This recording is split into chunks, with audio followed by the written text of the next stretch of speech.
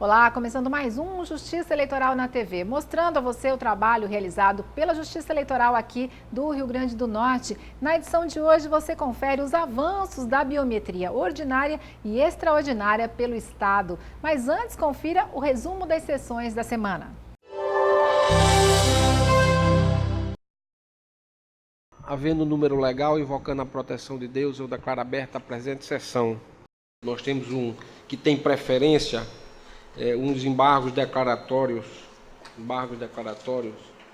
da relatoria. Aliás, são embargos dos embargos, né, desembargadora? Aqui, salvo engano.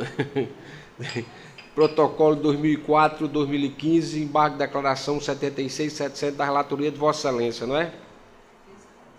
Pois não, Vossa Excelência tem a palavra para relatar e votar. Está aberto já. Pois é, senhor presidente, o PMDB, Diretório Regional do Partido do Movimento Democrático Brasileiro, que entra com esses embargos, mas como eu sou bastante sucinta, em nenhum momento houve qualquer situação posta pelo mundo jurídico em relação a este tipo de recurso. E eu estou aí rejeitando os embargos, porque há uma pretensão apenas de rediscutir a matéria, inclusive trazendo matérias que nem foram verificadas por ocasião do primeiro. Vossa Excelência se lembra que aquele primeiro dos embargos era no sentido que não tinha ali as notas taquigráficas, foi ainda pouco que nós julgamos. Como eu mandei inserir todo aquele manancial de documentos, aqui sim, aí entra esses embargos com relação àquele. E neste, nenhuma obscuridade, nenhuma omissão, nada que me diga do mundo jurídico que eu estou conhecendo e rejeitando os embargos. Perfeito. Colho o voto do desembargador Almiro Lemos. Eu não participei das sessões, Excelência. Eu tenho um pouco mais de dificuldade em compreender a situação, mas me parece que aqui o que pretende o embargante, aí me auxilia a relatora, é discutir uma tese que foi veiculada por um voto que restou vencido, do Dr. Gustavo Schmidt. E aí eu penso que se há um voto vencido com a referida tese, não há de se falar, não se pode falar em omissão no plenário da Corte, se, de certa forma, o voto vencido integra a própria decisão.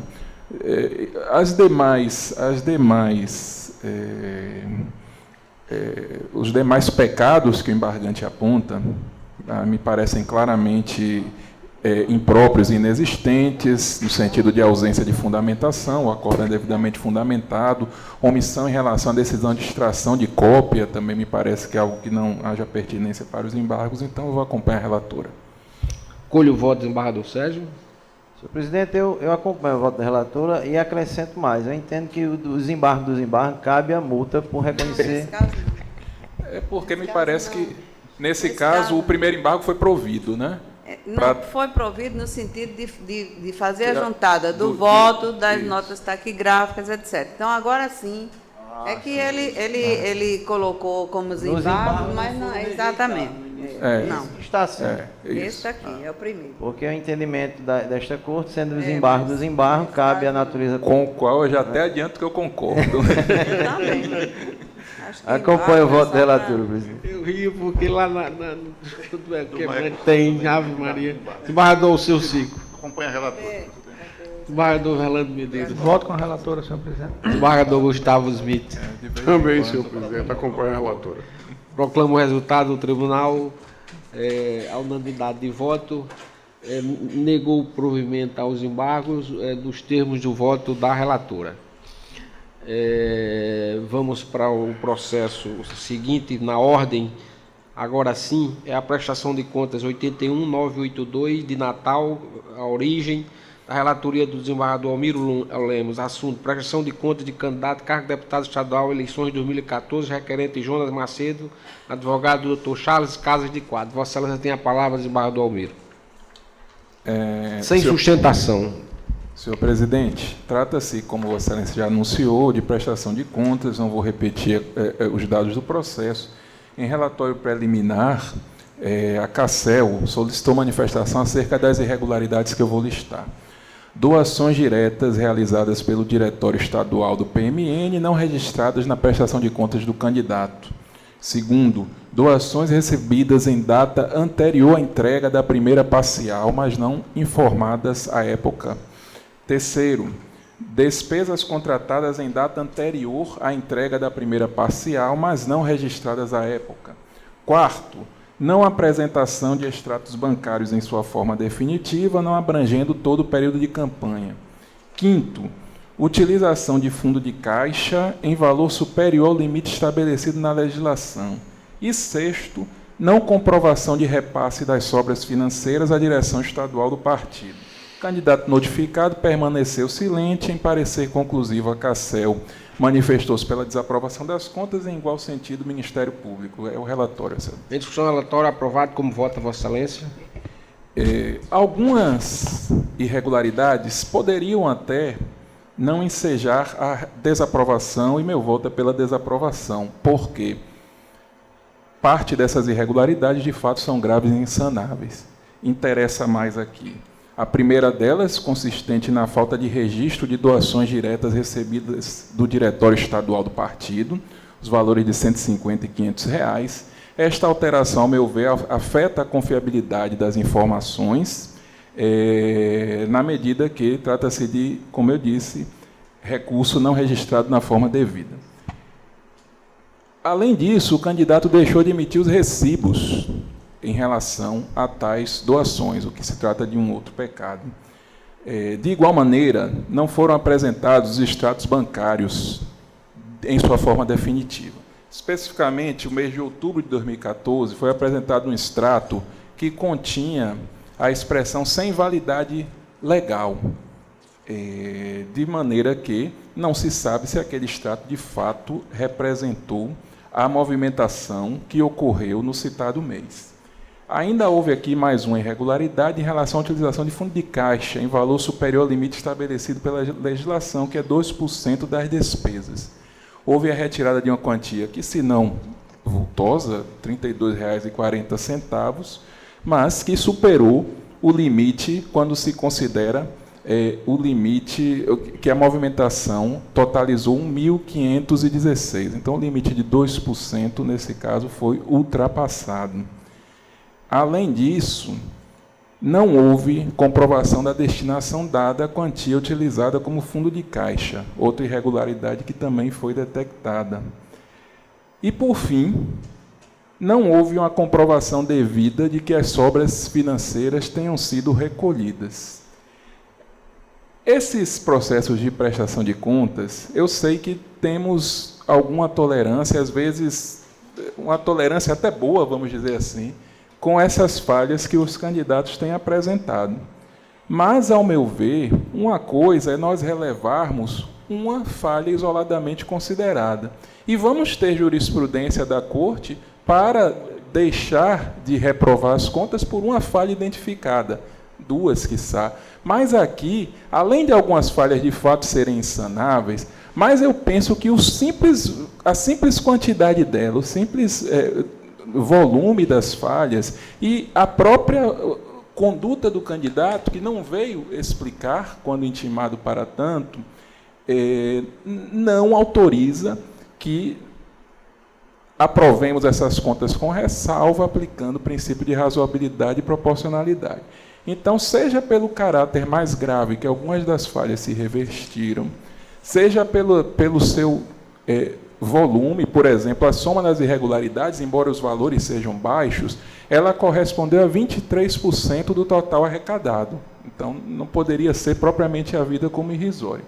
Então, pela natureza de algumas delas, estão descritas no voto, e pela quantidade de falhas, o meu voto, em consonância com os pareceres, é pela desaprovação das contas. Colho o voto do desembargador Sérgio. Com o relator, presidente, não divido. Desembargador Alceu Cico. Sem divergências.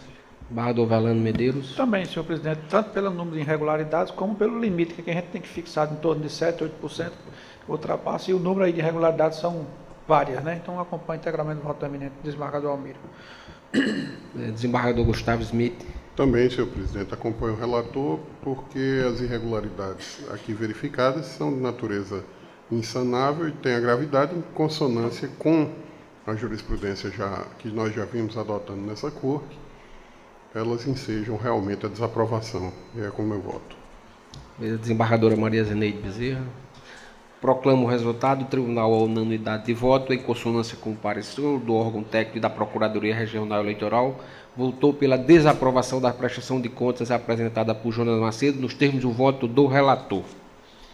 O próximo processo pautado é o recurso eleitoral 4695, originário de Mossoró, da relatoria do ainda desembargador Almiro Lemos. Trata-se, Excelência, de recurso eleitoral contra a decisão que indeferiu liminarmente representação apresentada pelo Ministério Público em virtude de doação de recursos acima do limite legal. Recorrente aqui, evidentemente, o Ministério Público Eleitoral, recorrida Jéssica Mariana Rebouças de Paula. Como já dito, o Ministério Público impugna a sentença que indeferiu a inicial de representação. A sentença foi proferida pelo juízo da 34ª Zona Eleitoral de Mossoró. A sentença embasou-se no entendimento de que a doação estimável em dinheiro realizada por pessoa física, no caso, não violou o dispositivo de lei. O Ministério Público pretende a reforma e, resignando-se contra este entendimento, destacando o seguinte: não constar dos autos qualquer informação que vincule os valores doados à utilização de bens móveis ou imóveis de propriedade do doador, não sendo possível, com base nos documentos coligidos ao feito, deduzir que a doação esteja relacionada com a eventual prestação de serviços advocatícios, empréstimos de bens móveis e ou qualquer outra atividade. Pretendia o Ministério Público a quebra de sigilo fiscal da recorrida, para que sejam obtidas informações quanto aos valores totais por ela doados para campanhas nas eleições de 2014, assim como os rendimentos brutos declarados no exercício de 2013. Foi mantida a decisão remetida para estes autos e o Ministério Público Eleitoral, aqui atuando como custos legis, opinou pelo conhecimento mais desprovimento do recurso ao relatório. Em discussão, relatório aprovado como voto, Vossa Excelência. A situação já foi objeto de exame desta Corte, tanto em precedente da desembargadora Zeneide, quanto na última sessão, pelo que lembro, em processo trazido pelo doutor Sérgio Maia. A situação aqui é da doação estimável. O Ministério Público pretendia, em verdade, ao meu ver, se valer da representação muito mais como uma medida de cunho cautelar para obter informações acerca da natureza das verbas, se de fato eram estimáveis, tal qual informado e se concluiu na prestação de contas que foi efetuada em procedimento perante a Justiça Eleitoral. Me parece impróprio que realmente agiu bem o juízo da Zona Eleitoral.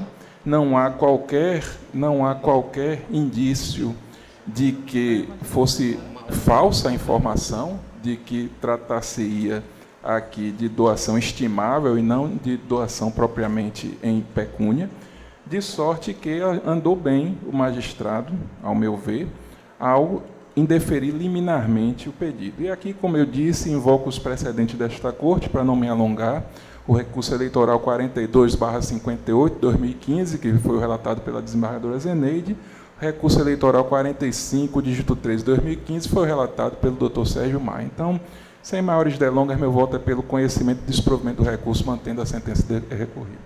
Perfeito. Desembargador Sérgio. Acompanho o relator. Interrogamento.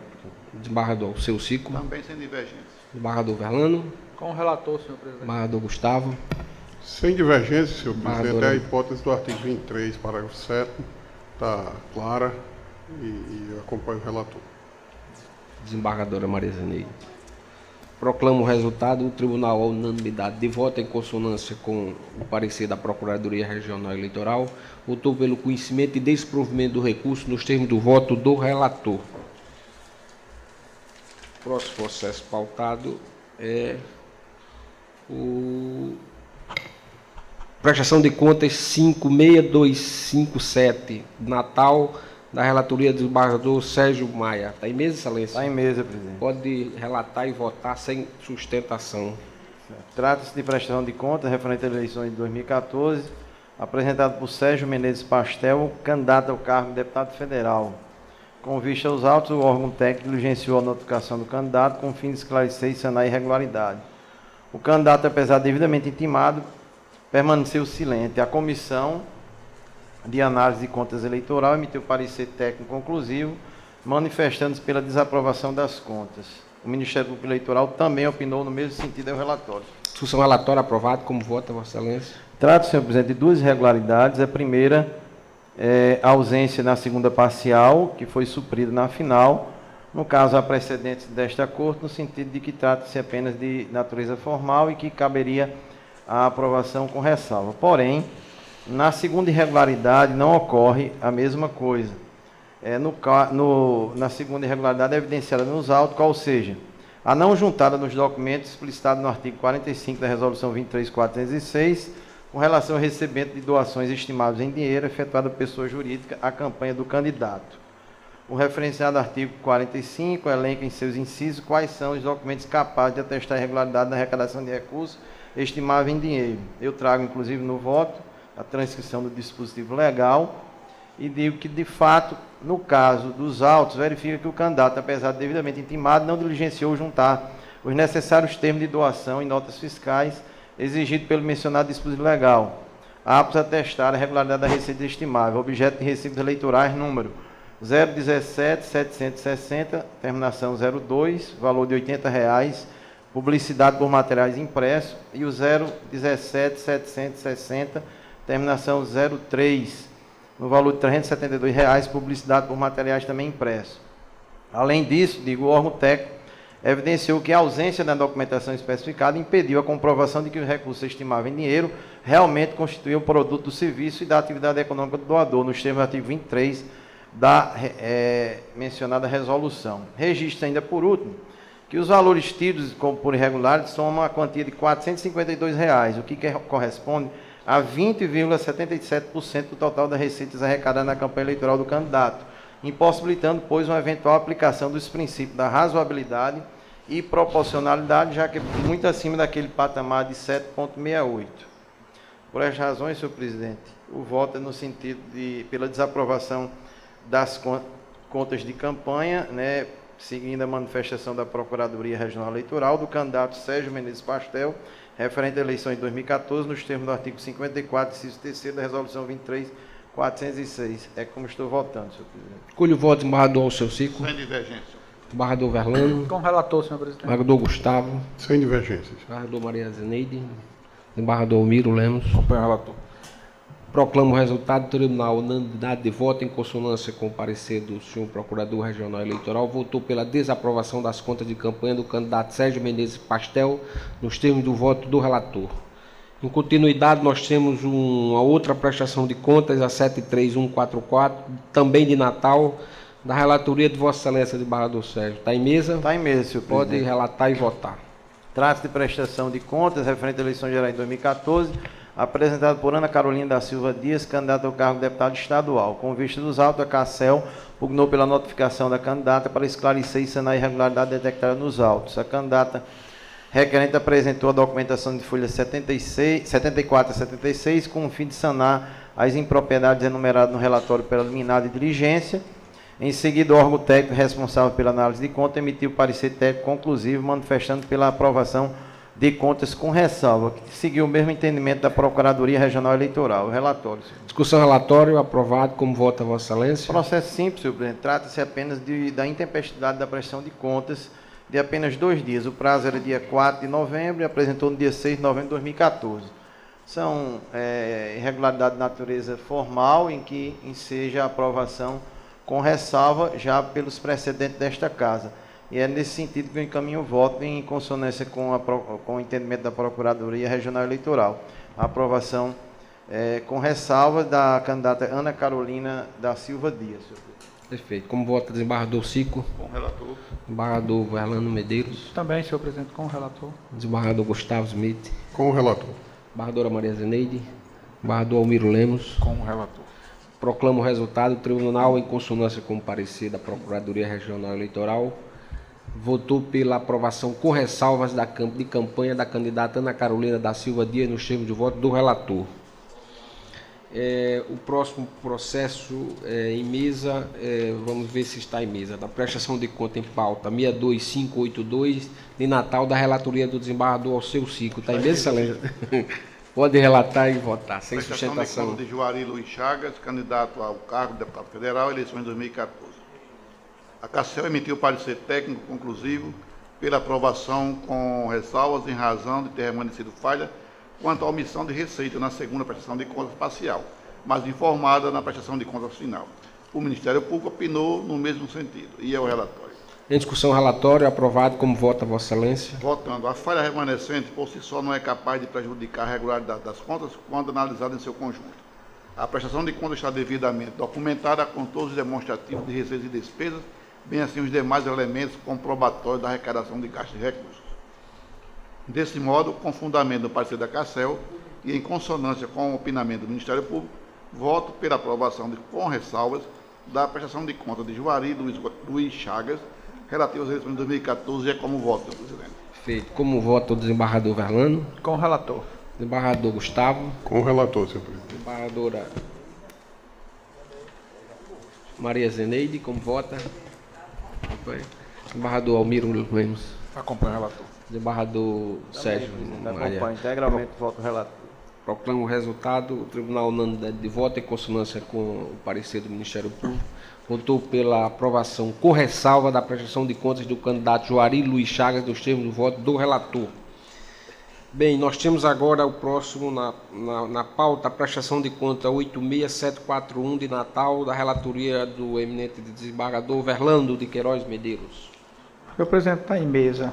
Eu gostaria de pedir permissão a Vossa Excelência para julgar em conjunto também com a 9403, praticamente idêntico. A corte tem feito isso, não há nenhuma...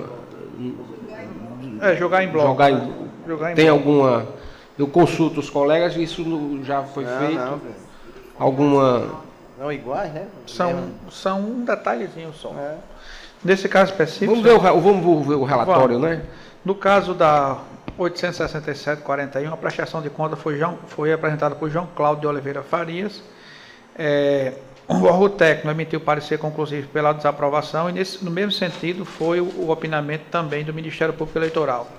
Com relação também ao 940-13, a prestação de conta foi apresentada por Márcia Cristina da Silva Veríssimo.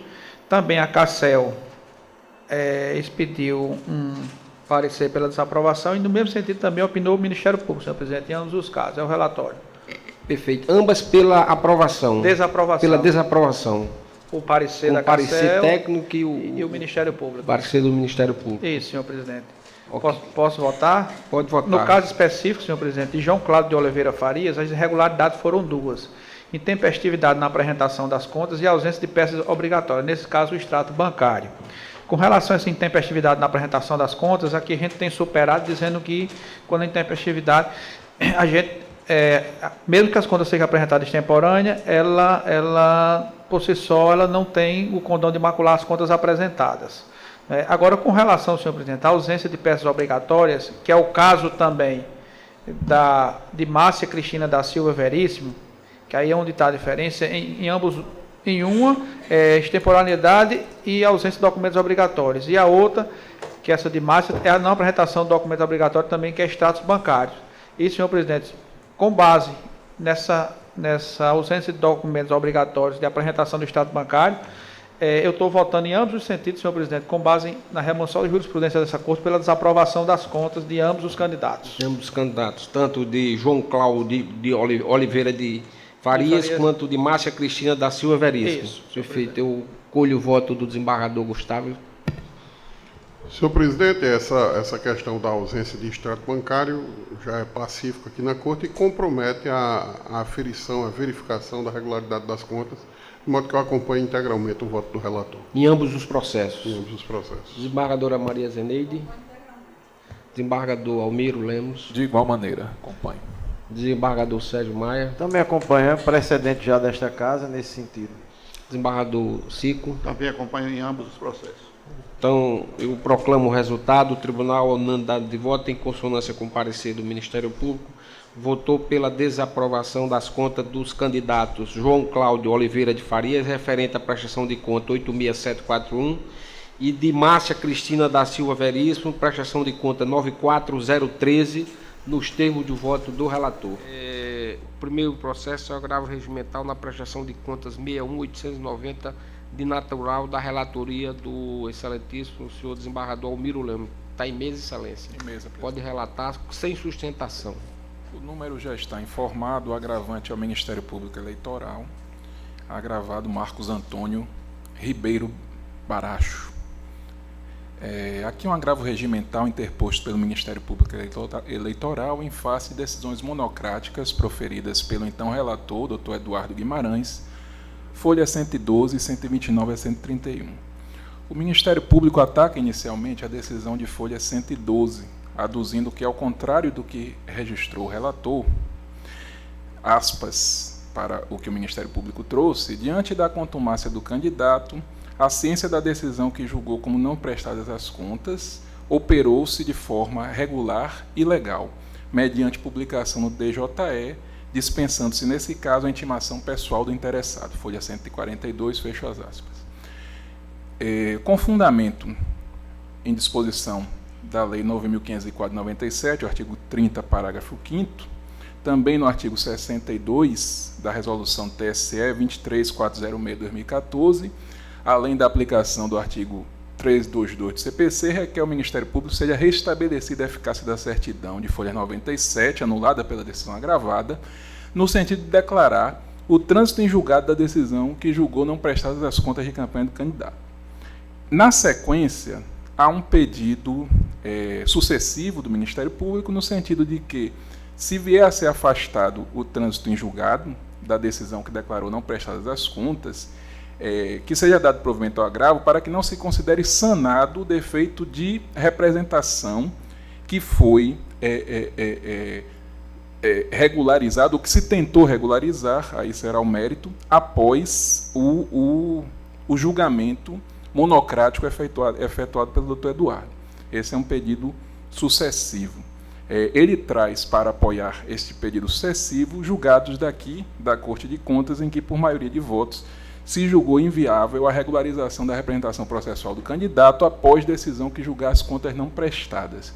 Pugnou, então, pela reconsideração inicialmente da primeira decisão e, posteriormente, da segunda. É o relatório, senhor. Em discussão, relatório aprovado. Como vota Vossa Excelência? Meu voto é no sentido de dar provimento ao agravo. De plano, eu já digo que não efetuei em juízo de retratação, seja por já ter havido assim alguma... o processo foi e voltou muitas vezes, então houve uma certa... já houve uma reforma, eu não gostaria de reformá-lo de novo sem trazer à corte. Fora que é uma decisão do Dr. Eduardo, não minha, então espelhou o entendimento dele, e eu penso não ser o caso de que a mera sucessão na cadeira enseje idas e vindas no processo com retratações sucessivas de decisões. Então, eu penso que é o caso de, independente de estar aqui, já anunciei, dando provimento ao agravo, de trazê-lo à corte para julgamento e não de simplesmente reconsiderar. Aqui eu vou entender como trouxe o Ministério Público, entendendo que realmente fora de dúvidas que o candidato em questão apresentou a prestação de contas sem assinatura do advogado. E foi intimado para regularizar a referida situação. Ocorre que intimado, não vou dizer pessoalmente, porque não chegou a ser dirigida a intimação propriamente a ele, mas a intimação foi feita por oficial de justiça no endereço por ele declinado. E lá foi entregue o mandado de intimação, registrando esta ausência de assinatura de advogado na peça de prestação de contas. Contudo, apenas depois do julgamento monocrático das contas não prestadas, que doutor Eduardo fez, este candidato veio em juízo buscar a regularização daquela falha. E Dr. Eduardo reconsiderou, considerando que ele deveria ser intimado, mais uma vez, da decisão monocrática que considerou não prestadas as contas. E aí, realmente, tal qual o agravante fez, eu examinando a legislação de regência, não encontro uma norma que ampare essa exigência de intimação pessoal. Não se pode falar, ao meu ver, propriamente em revelia, como foi feito no recurso, com a devida vênia, mas é uma situação a ser considerada em relação ao exercício de direito de defesa, que é algo que sempre o judiciário deve se preocupar, que o cidadão foi intimado uma vez e não respondeu. Não foi um julgamento que ele possa nem possa se dizer que foi ele surpreendido, na medida em que ele havia sido intimado para regularizar a ausência de assinatura. E penso ser demais que se exija uma segunda intimação pessoal da decisão que declarou não prestadas as contas. Então, eu acredito que realmente o que se verificará aqui, o que deverá ser feito, é a intimação normal pelo diário, tal qual foi feita. Essa intimação, para mim, não carece de nulidade e não justificaria, eu aqui vou pedir vênia ao doutor Eduardo, não justificaria essa reconsideração da decisão para permitir que a situação fosse posteriormente regularizada. Nem há na norma, vamos dizer, infralegal, que ampara aqui o procedimento, uma previsão nesse sentido, e tampouco há no CPC. A previsão, como eu disse, mais aproximada disso é a previsão do CPC, no sentido de que não se intima revel. Como eu disse, não se trata tecnicamente de revelia, mas há uma clara inspiração da norma de que no instante em que o autor ou a parte é chamado a juízo e não comparece a juízo, não há necessidade de serem renovadas as intimações.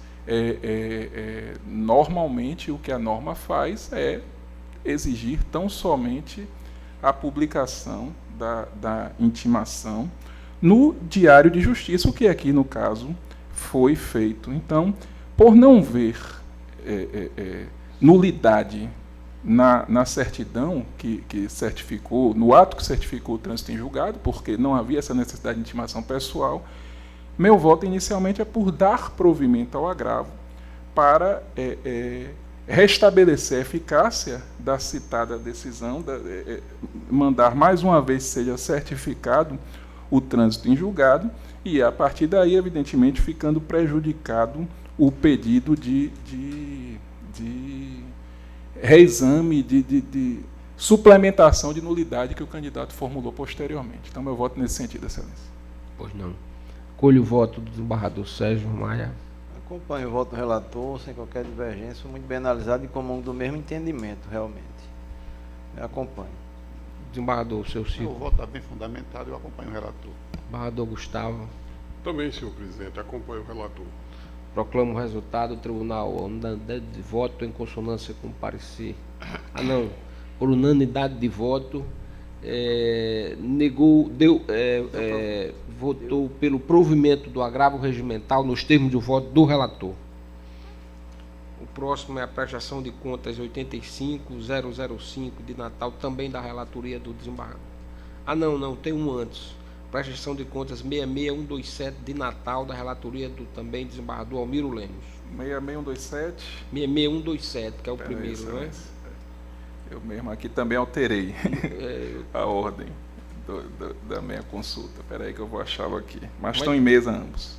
Mas se quiser votar logo o outro também, quiser votar, pode. Não tem problema. Ambas são prestação de conta, não tem problema. Exatamente. Deixa-me ver aqui. 850. A 850, 661. Pronto, a 661, né? Vossa Excelência chama agora? Isso, 661. Ok. O requerente é Rogério Pessoa Diniz, deputado estadual, candidato a deputado estadual nas eleições de 2014. Posso prosseguir, Excelência? Pode seguir, pode votar sem sustentação. Ok. Prestação de contas apresentada pelo candidato a deputado citado, por meio de advogado devidamente habilitado. Relatório preliminar, nossa comissão interna solicitou a manifestação do prestador das contas acerca de algumas ocorrências que relacionou. Intimado a se manifestar sobre o relatório preliminar de diligência, o requerente permaneceu silente. A comissão de análise de contas exarou parecer conclusivo favorável à aprovação das contas, com algumas ressalvas, eu identificarei adiante no voto. Com vista dos autos, a Procuradoria Regional Eleitoral opinou igualmente pela aprovação das contas ao relatório. Em discussão, relatório aprovado. Como vota Vossa Excelência? As falhas apontadas, senhor presidente, foram as seguintes: omissão na apresentação das contas parciais e intempestividade da prestação de contas finais. Estas falhas são relevadas, não interferiram no caso, no exame de contas, jurisprudência pacífica desta Corte. Penso que não é nem o caso de me aprofundar muito no voto. Interessaria mais a terceira falha imputada, que foi o descumprimento do prazo para abertura da conta bancária. Este caso aqui, nós sabemos que existe um prazo para emissão do CNPJ, que são 10 dias, né? A parte da abertura são os 10 dias que são fixados para a emissão do CNPJ, e que, posteriormente, o candidato tem um prazo para abrir a conta de campanha, sendo que, neste caso, este prazo terminaria no dia 16/7, o CNPJ foi emitido no dia 6/7, emitido no dia 6/7, o candidato teria até o dia 16/7 e a conta foi efetivamente aberta apenas no dia 1º/8. Extrapolou-se, então, em 15 dias a abertura.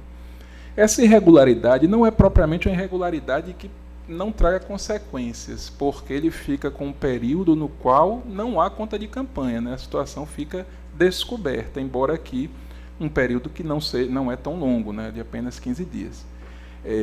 Contudo, dentro do exame que foi feito, que nosso apoio administrativo faz muito bem, analisando as informações que são disponibilizadas pelos órgãos públicos acerca de notas fiscais, sobretudo, não se identificou realmente nenhuma movimentação de recursos em data anterior a esta abertura de conta. Ao contrário de alguns casos aqui que até já julgamos em plenário, nos quais havia essa movimentação. No caso aqui não houve, como também não houve nenhuma movimentação de conta na campanha, o que realmente dá a entender, é razoável aqui entender que não houve em verdade a campanha como o candidato informa.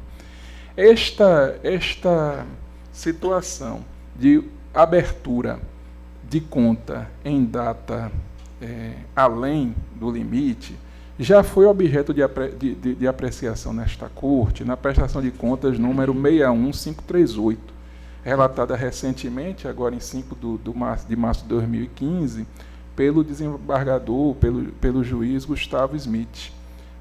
O precedente está citado no meu voto. Então, na linha deste precedente, e considerando que, neste caso, não houve apuração de qualquer movimentação no período, o meu voto, em consonância com os pareceres, tanto do órgão técnico quanto da Procuradoria Regional Eleitoral, é no sentido de aprovar com ressalvas as contas do citado candidato. É o voto, presidente. Recolho o voto do desembargador Sérgio. Como bem posto pelo relator, das 3 irregularidades, a que nos preocupa mais foi a questão do descumprimento do prazo para abertura de conta. Na verdade, há uma irregularidade, mas em função, como muito bem colocado, dos 15 dias ou 16 dias, não houve a movimentação, consequentemente não há um prejuízo. Aí já há um entendimento desta Corte, já no voto trazido da relatoria do Dr. Gustavo, eu acompanho o voto do relator, sem qualquer ressalva ou censura, senhor presidente. Pois não, desembargador, o senhor. Da mesma forma, eu acompanho o voto, está bem fundamentado. Desembargador Gustavo. Também acompanho, senhor presidente, o voto muito bem fundamentado. As 2 primeiras questões já são superadas por essa Corte, já tem o entendimento pacificado. Com relação a essa terceira da abertura de contas, o voto do eminente relator pontuou claramente que até pelos outros mecanismos que a Justiça Eleitoral dispõe na sua fiscalização, foi possível chegar-se à conclusão de que não houve movimentação nas contas da campanha dessa candidatura. De modo que eu acompanho integralmente o voto e parabenizo Sua Excelência pela análise procedida no referido voto. E bem colocada a questão de não ter havido movimentação nesse período, né? Que podemos nos deparar aqui com outras situações em que houve a movimentação e não tinha a conta bancária. E no caso aí vai, talvez, mudar o posicionamento no sentido de ser irregularidade insanável. Exato. Mas o voto, inclusive, doutor Sérgio, ele foi preciso em abordar esse ponto, porque... E o desembargador Almiro, ele foi muito feliz que ele colocou que isso realmente é uma preocupação. De fato, essa irregularidade seria que chamava mais atenção. Não pode ser tida como uma irregularidade eminentemente formal. No entanto, ela não avançou ao ponto de comprometer a análise das contas, porque os próprios mecanismos verificam que o legislador ele já criou aqueles 10 dias. Teoricamente, ele já deu essa oportunidade de 10 dias para ele abrir a conta, né? Que é um prazo razoável para que não seja de imediato, depois do CNPJ. Mas eu acompanho também integralmente o relator. Eu proclamo o resultado do Tribunal a unanimidade de voto de acordo com o parecer dos órgãos técnicos deste regional, em consonância com o parecer da Procuradoria Regional Eleitoral, votou pela aprovação com ressalva da prestação de contas apresentadas por Rogério Pessoa Diniz, nos termos do voto do relator. Temos agora a prestação de conta, essa agora é a 85005, desembargador Almiro, é de Vossa Excelência. Prestação de contas 85005, 2014, candidato ao cargo de deputado estadual nas eleições de 2014, o requerente aqui é Hugo Galvão da Cunha. Trata-se de prestação de contas apresentada por Hugo Galvão da Cunha, candidato ao cargo de deputado estadual, por meio de advogada devidamente habilitada, conforme procuração de folhas 15. Em relatório preliminar para expedição de diligências, a Comissão de Análise de Contas Eleitorais solicitou a manifestação do prestador acerca de irregularidades que foram devidamente identificadas e apresentadas ao candidato. Intimado, o requerente apresentou as justificativas anexando documentos. Posteriormente, a Comissão de Análise de Contas Eleitorais exarou parecer conclusivo favorável à aprovação das contas, folhas 64 e verso. Com vista dos autos, Procuradoria Regional Eleitoral opinou no mesmo sentido. As folhas 68 e 70 é o relatório, senhor presidente. Em discussão, relatório aprovado. Como vota Vossa Excelência? Excelência, senhor presidente, as irregularidades apontadas foram as seguintes. Primeiro, não apresentação da ficha de qualificação. Segundo, equívoco no comprovante do recolhimento da sobra de campanha, constando o número do CPF pessoa física em vez do CNPJ de campanha do candidato. E terceiro, necessidade de comprovação de retirada no valor de R$ 37,10 da conta de campanha, com apresentação do extrato final com saldo zero. Neste caso, senhor presidente, como eu disse no relatório, o requerente apresentou a justificativa do seu intimado, anexou o extrato de conta de campanha demonstrando o saldo zero e as demais irregularidades formais, a não apresentação de ficha de qualificação e o equívoco no recolhimento de sobra, no qual constou o número do CPF, foram devidamente sanadas. Então, diante destas providências que foram ultimadas pelo candidato e em consonância com o parecer do nosso órgão técnico e com o parecer do Ministério Público Eleitoral, eu voto pela aprovação das contas. Perfeito. Como vota o desembargador? Sem divergência. Com relator. Com o relator. Desembargador Gustavo. Sem divergência. Proclamo o resultado. O Tribunal unânime de voto, em consonância com o parecer do Ministério Público, votou pela aprovação das contas das prestações, pela aprovação das contas do candidato Hugo Galvão da Cunha, nos termos do voto do relator. No Rio Grande do Norte, 69 municípios estão em fase de biometria ordinária. Isso significa que os eleitores desses municípios poderão ir ao cartório eleitoral a qualquer tempo, realizar o recadastramento biométrico, independente de chamamento da Justiça Eleitoral. Quem explica os detalhes é o secretário de Tecnologia da Informação e Comunicação, comunicação do Tribunal Regional Eleitoral do Rio Grande do Norte, Marcos Maia. Nós estamos no ciclo de 2014 até 2018 com a biometria ordinária em 69 municípios e aos poucos nós vamos transformando essa biometria ordinária em extraordinária. Está previsto agora para início de setembro 10 municípios que já vão passar para essa nova fase, que seria aquela que tem a obrigação de todos os eleitores daqueles municípios comparecerem ao cartório para fazer a sua revisão biométrica. Então nós pedimos para que os eleitores compareçam voluntariamente, que isso já é um adiantamento do nosso trabalho e isso facilita todo o planejamento e o atendimento dos próprios eleitores. Esse comparecimento voluntário é que traduz a biometria ordinária, que é um procedimento novo, né, implantado pelo tribunal. Nós já implantamos isso até 2014 em 49 municípios. Então, esses municípios já estão com todos os eleitores concluídos com os dados biométricos. Então, nós vamos agora, nessa fase, atingir 69 municípios até 2018, onde vai colher a biometria, a foto de cada eleitor. Com isso, nós damos mais um passo, mais uma segurança no processo de identificação do eleitor. Agora, nesse período de biometria ordinária, não há uma imposição para que o eleitor vá ao cartório? Não, são aqueles eleitores que podem comparecer voluntariamente ou aqueles realmente que precisam de comparecer ao cartório para resolver qualquer problema. Ele pode, nesse momento, ele é convidado, não é obrigado, ele é convidado a fazer sua revisão. Ou seja, confirma os dados, confirma o local, o seu endereço e colhe a parte da biometria, que são a foto e a assinatura e os dados biométricos. Agora, essa é uma estratégia do tribunal que ajuda também na redução de custos para a própria instituição. Porque estava saindo o custo muito elevado, nós fazemos todos os eleitores de uma forma extraordinária.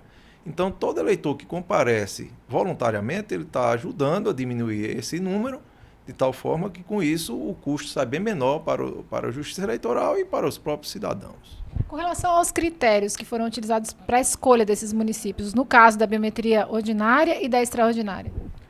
A ordinária nós pegamos principalmente as maiores zonas eleitorais e com relação àquelas que vão ser extraordinárias em 2015, a gente teve que escolher, dar prioridade àqueles municípios que tiveram o rezoneamento e ficaram uma zona eleitoral, alguns municípios com biometria e outros sem. Então, com isso, a gente resolveu uniformizar para que cada zona eleitoral que estava nessa situação ficasse 100% biometrizada. O contingente de equipamento e de pessoal é um contingente diferenciado também para esse ano de 2015?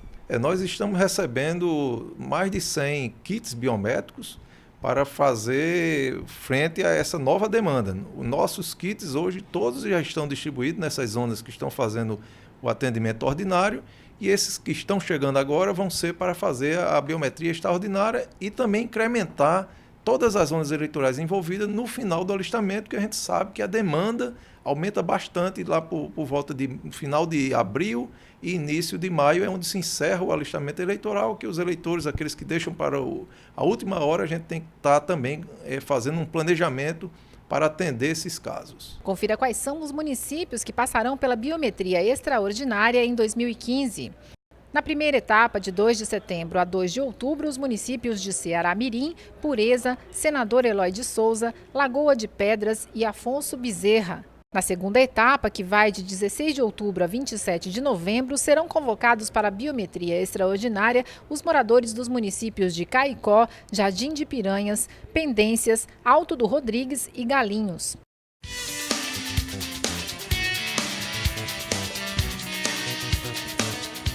O Justiça Eleitoral na TV termina por aqui. Como sempre, foi um privilégio a sua companhia. Lembrando que você pode rever esta e outras reportagens do programa no nosso canal no YouTube. Até a próxima edição.